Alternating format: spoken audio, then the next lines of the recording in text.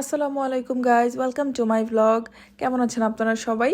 সেদিন কিন্তু আমি দেখিয়েছিলাম কিভাবে রাতের বেলা রাত জেগে আমরা সবাই মিলে ধান সিদ্ধ করেছিলাম। তো সেদ্ধ ধানগুলোকে ছাদে উঠানো হয়েছিল। এই তো 3-4 দিন লাগিয়ে এই ধানগুলোকে সুন্দরভাবে শুকিয়ে ফেলা হয়েছে। এখন এগুলোকে বস্তায় ভরে মিলে নিয়ে যাওয়ার পালা। মিল মানে যেখানে হচ্ছে ধান ভাঙায় সেখানে। তো এই যে রুকি খালা, আপা, আমার যা, আমরা সবাই মিলে ধানগুলোকে বস্তায় ভরবো এখনই।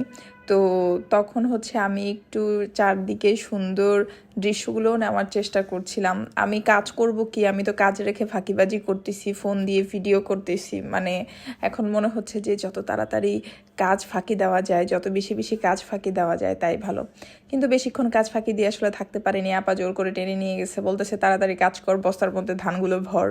তো এই যে আমি বস্তা ধরে দাঁড়াইছি, খালা ধান ভরে ভরে দিচ্ছে। আবার আমি নিজেও বোলের মধ্যে করে ধানগুলোকে ভরে ওই বস্তার মধ্যে ভরতেছিলাম। আসলে এই সবগুলো ধান যখন বস্তায় ভরা হয়ে যাবে তখন এই নিচের ধানগুলোকে চালনি দিয়ে চেলে, যাতে কোনো বালি কণা ময়লা না থাকে, সেভাবে পরিষ্কার করে তারপরে বস্তায় ভরা হবে।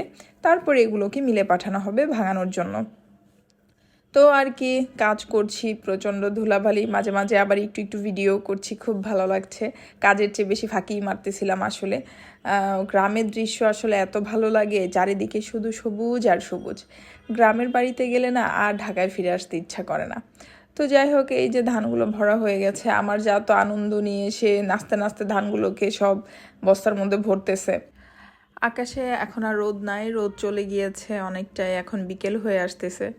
তো চারদিকে এখন আসলে ছায়া আর খুব সুন্দর স্নিগ্ধ বাতাস। আর এই যে আমার দেবর, সে ধান ভাঙায় অলরেডি নিয়ে আসছে, দেখতেই পাচ্ছেন তার একেবারে ভূতের মতো অবস্থা। আর এমন মানুষ কি কখনো দেখছেন যে ধানের বস্তা নামাতে গিয়ে নিজের নাক ফাটায় ফেলছে? এই যে এখনই দেখতে পারবেন সে কিভাবে ধানের বস্তা উঠাতে গিয়ে নিজের নাক নিজেই ফাটায় ফেলে। মানে আশ্চর্য, কি বলবো। আসলে আমাদের এই ধরনের কাজ করার কোনো এক্সপিরিয়েন্স নাই, এই যে নাকটা ফাটায় ফেলছে দেখছেন।